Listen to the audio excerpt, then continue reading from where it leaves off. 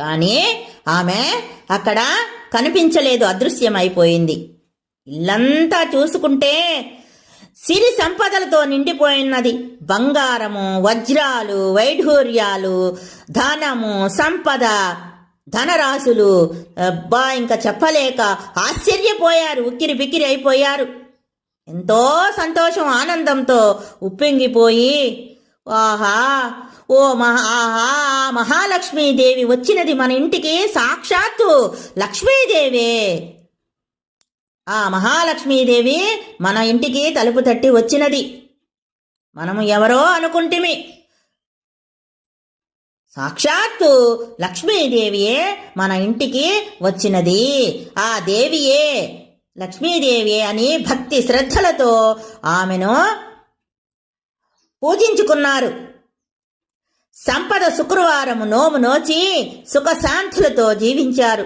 ఆ మహాలక్ష్మి దీవెన వల్ల కదా మనము ఇంతటి సౌభాగ్యము, ఇంతటి సంపద, వైభోగము అనుభవించుచున్నాము అని చెప్పి ప్రతి శుక్రవారం రోజు సంపద శుక్రవారము భక్తి శ్రద్ధలతో నోచి ఆ నోము వ్రతాన్ని నోచిన తర్వాత ముత్తైదువులకు 5 ముత్తైదువులకు రవికల గుడ్డ, చీరలు పెట్టి గాజులు, పసుపు, కుంకుమ ఇవన్నీ ముత్తైదువులకు ఇచ్చి సాష్టాంగ నమస్కారం చేసి ఆ యొక్క బ్రాహ్మణోత్తమునికి వ్రతము చేయించినటువంటి విప్రునికి తృప్తిగా దక్షిణ తాంబూలాదులు ఇచ్చి సాష్టాంగ నమస్కారం చేసి ఆ ముత్తైదువులందరికీ కూడా అలంకారం చేసి తాంబూలం ఇచ్చి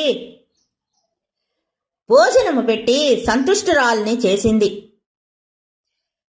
కాబట్టి ఆమె ఈ వ్రతాన్ని 3 సంవత్సరాలు చేసింది. అనంతరము 5 పేరంటాళ్లను పిలిచి తలంటి స్నానం చేయించి బొట్టు పెట్టి కాటుక దిద్ది చీరలు, రవికల గుడ్డలు,